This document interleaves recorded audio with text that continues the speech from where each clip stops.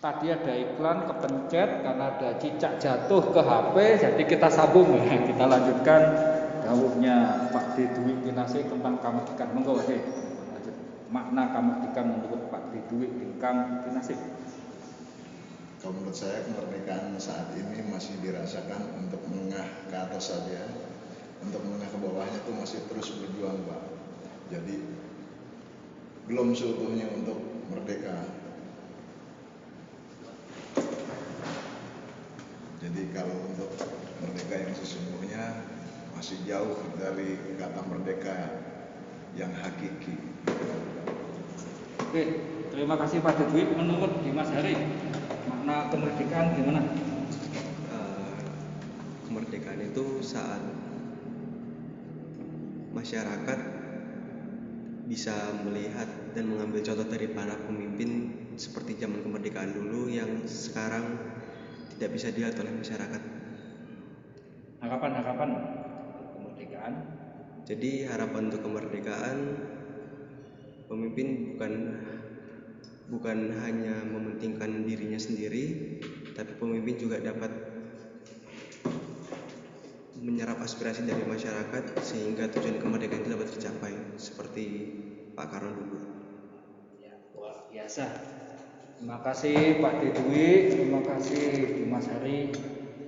Suatu potret bagaimana kira-kira pandangan, meski tidak mewakili sepenuhnya masyarakat Indonesia, tapi saya sebagai masyarakat yang paling berada di bawah garis kemiskinan merasa terwakili suara saya oleh pendapat Pak Dwi dan Dimas Hari bahwa kemerdekaan saat ini masih dimaknai kemerdekaan yang diukur berdasarkan kepentingan dan kekuasaan, belum bisa diukur dengan kesejahteraan dan keadilan.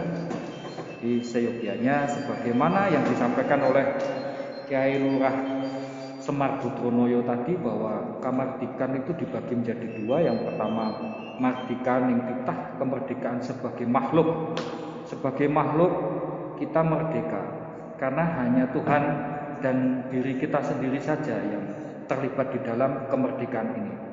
Kemudian kemerdekaan sebagai manusia, kamardikan mardikaning kamanungsan.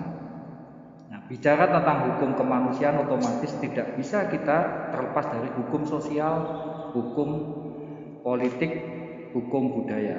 Karena bicara tentang kemerdekaan sebagai manusia, kita diikat oleh undang-undang tentang hak asasi manusia.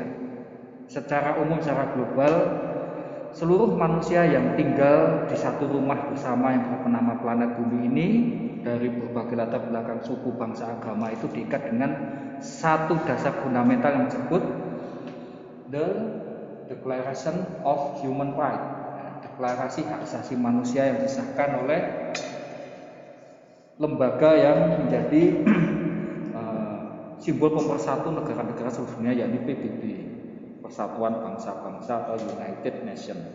Nah, dengan dasar deklarasi tentang hak asasi manusia ini, setiap negara mengadopsi dan mengembangkan hukum tentang pemenuhan hak asasi manusia. Ini yang melatar belakangi makna kemerdekaan. Seseorang dianggap tidak merdeka manakala hak asasi manusia yang dimilikinya atau hak kemanusiaannya dirampas, baik oleh sesama manusia atau oleh sistem kekuasaan. Nah, itu yang membuat kemerdekaan itu juga diukur dengan seberapa hak-hak sebagai manusia, hak-hak sebagai warga negara, hak-hak sebagai umat beragama, hak-hak sebagai masyarakat itu terpenuhi oleh sistem kekuasaan pemerintahan. Semoga siapapun yang menjadi pemimpin di negeri Republik Kopi tercinta ini diparingi amanah oleh Gusti Allah, senantiasa diberikan petunjuk agar tidak menciderai kepercayaan dan doa seluruh rakyat yang mendukung, memilih, siap menangis, merintih, menahan lapar kebingungan mencari rezeki karena semua sumber pendapatan tertutup. Nah, selama terjadinya wabah pandemi COVID-19, semoga setiap rintihan hati seluruh rakyat Indonesia yang belum sepenuhnya merasa merdeka di Republik Kopi ini diparingi kemerdekaan sepenuhnya oleh Gusti Allah dengan perubahan yang lebih baik, harapan yang lebih menjamin, lebih terukur dan bersifat adil. Bukan adil ke atas tapi tidak adil ke bawah, atau hukum yang sifatnya runcing ke bawah tapi tumpul ke atas, tapi hukum yang mengayomi seluruh rakyat Indonesia, kesejahteraan yang disyukuri oleh seluruh rakyat Indonesia, termasuk diaspora Indonesia. Rakyat Indonesia bukan hanya berada di wilayah topografi Sabang sampai Papua, tapi juga warga negara Indonesia yang berada di luar negeri. Kalau ada hak-haknya bermasalah di luar negeri, semoga pemerintah kita cepat tanggap untuk ikut membantu.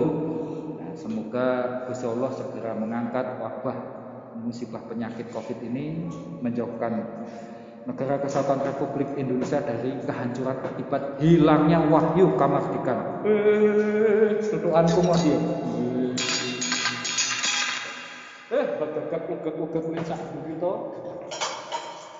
Demikianlah wayang linglung di Pantri Cafe tentang kemerdekaan. Mudah-mudahan anak-anakku tidak pernah lupa, Petruk Kareng Bagong tidak pernah lupa. Jadilah manusia yang merdeka dan memerdekakan manusia yang lain. Jangan menjadi makhluk yang mencabut kemerdekaan sesama makhluk. Itu pesanku oleh